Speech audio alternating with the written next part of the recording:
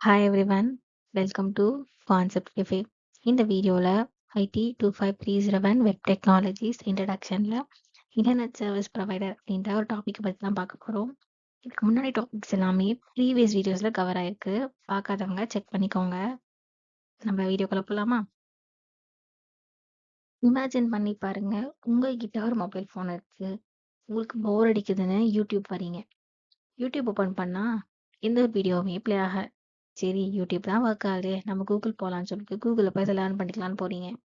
Google open பண்ணா எந்த ஒரு பேஜுமே லோட் ஆகல. அது என்னடா இது, யூடியூபும் ஒர்க் ஆகல, கூகுளும் ஒர்க் ஆகல. சரி வாட்ஸ்அப் போய் சேட்டை தான் பண்ணலாம் போறீங்க. அங்க போனா எந்த ஒரு மெசேஜும் கிடையாது. இப்ப என்னடா இது இவ்வளோ பெரிய ப்ராப்ளம் ஆகுதுன்னு சொல்லிட்டு யோசிக்கிறீங்க. ஏன் இந்த எந்த ஆப்புமே ஒர்க் ஆகல அப்படின்னு. இப்போ உங்களுக்குள்ள ஒரு சில கொஸ்டின் தான் இருக்கும். ஒருவேளை ஃபோன் உடஞ்சிருக்குமோ, மேபி நம்ம பாஸ்வேர்டை மறந்துருப்போமோ, இல்லைனா இன்டர்நெட் கனெக்ஷனே இல்லாம இருக்கோ,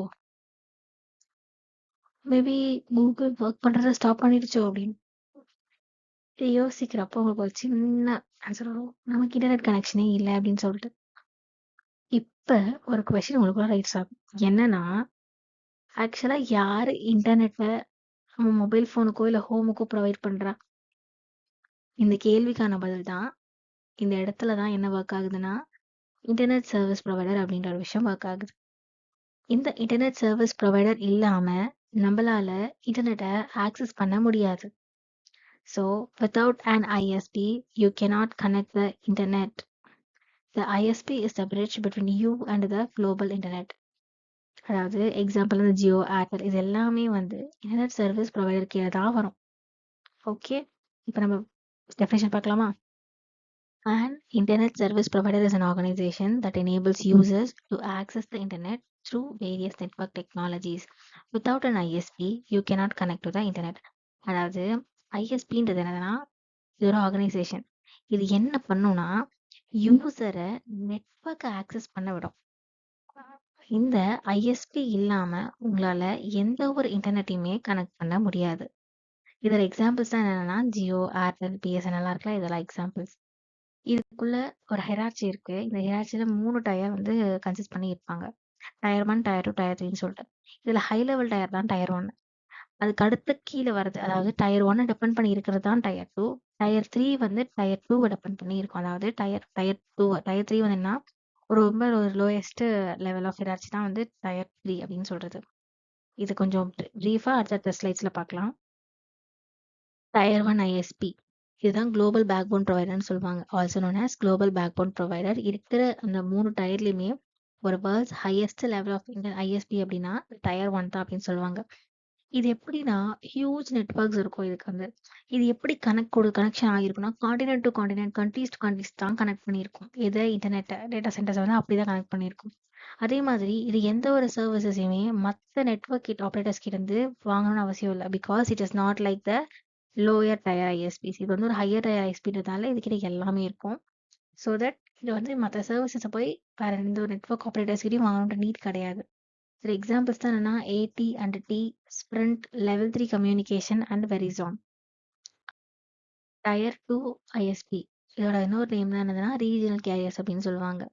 இது இன்டர்நெட் சர்வீஸை வந்து ஸ்பெசிஃபிக் ரீஜன்லயோ ஒரு சில ஏரியாஸ்லயோ வந்து ப்ரொவைட் பண்ணுறது தான் டயர் 2 வேலையா இருக்கும். டயர் 1 கம்பேர் பண்றதை விட டயர் 2 வந்து ஸ்மாலர் தான். ஆனாலுமே இது ஒரு இம்பார்ட்டன்டான ரோலை தான் இந்த ஹெரார்ச்சியில ப்ளே பண்ணிட்டு இருக்குன்னு சொல்றாங்க. டயர் 2 வந்து இன்டர்நெட் கனெக்டிவிட்டியை டயர் 1 கிட்ட தான் பர்ச்சேஸ் பண்ணும். நம்ம என்ன சொன்னோம்னா டயர் 1 எந்த ஒரு நெட்வொர்க் கிட்ட இருந்துமே வந்து பர்ச்சேஸே பண்ணாது. பட் டயர் 2 வந்து டயர் 1 கிட்ட இருந்து பர்ச்சேஸ் பண்ணும். டயர் 1 கிட்ட பர்ச்சேஸ் பண்ணி அதை மற்ற ரீஜன்ஸ்க்கும் மற்ற கஸ்டமர்ஸ்க்கும் டிஸ்ட்ரிபியூட் பண்றது தான் டயர் 2 வேலையா இருக்கும்.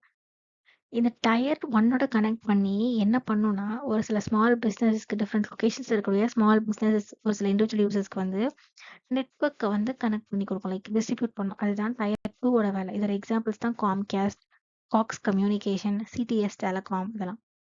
டயர் 3 பார்க்கலாமா? டயர் 3 ஐஎஸ்பி அப்படின்றதுனா லோக்கல் ப்ரொவைடர்ஸ். அதாவது அது ரெண்டு கம்பேர் பண்றதுலையுமே இது வந்து ஒரு ஸ்மாலஸ்ட் பிளேயர் தான். இருக்கிற இந்த ஹெராச்சியில் ரொம்ப ஸ்மாலஸ்ட் பிளேயர்னா டயர் 3 தான். இருந்தாலுமே இது ஒரு நல்ல ரோலை தான் ப்ளே பண்ணிட்டு இருக்கு. இது எங்க ப்ளே பண்ணோம், லோக்கல் கம்யூனிட்டிஸ்ல ப்ளே பண்ணோம். இது என்னன்னா, ஐ அக்ரின்றது என்னன்னா, ஆக்சுவலா லோக்கல் ப்ரொவைடர் மாரி. அதாவது டைரக்ட்டா எண்ட் யூசருக்கே அந்த நெட்வொர்க் சர்வீசஸ குடுக்கும். ப்ரொவைட் பண்ணும். எப்படி குடுக்கும்னா, ஃபார் எக்ஸாம்பிள் இந்த லோக்கல் நெட்வொர்க்னா வந்து இந்த ஹோம், ஆஃபீஸ், ஸ்மால் பிசினஸ் இதுக்கெல்லாம் டைரக்ட்டா டெலிவரி பண்றது தான் டயர் 3 யோட வேலை. எக்ஸாம்பிள் தான் Stonic dot net, wave broadband and Dogehouse. Challenge time. Your home Wi-Fi suddenly stops working. Which part of the ISP hierarchy most likely directly connected to your home? தெரிஞ்சவங்க answer பண்ணுங்க. தெரியாதவங்க தெரிஞ்சுட்டு answer பண்ணுங்க. இப்போ நம்ம இன்னொரு விஷயத்த பார்க்கலாம். இதுக்கு ஆன்சர் தயவுசெய்து பண்ணுங்க. Let's discuss. இமேஜின் பண்ணி பாருங்க. எல்லா டயர் ஒன்னும் டயர் ஒன் என்ன சொன்னேன்? இருக்கிறதே ஹையஸ்ட் டயர் ஒன் தான் சொன்னேன். எல்லா டயர் ஒன் ஐஎஸ்பியும் வேர்ல்டு இருக்க எல்லா டயர் ஒன் ஐஎஸ்பியுமே வந்து ஸ்டாப் ஆயிடுச்சு ஒரு மணி நேரத்துக்கு.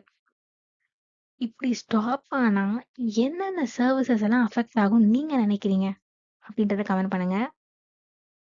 அண்ட் தேங்க்யூ ஃபார் வாட்சிங்.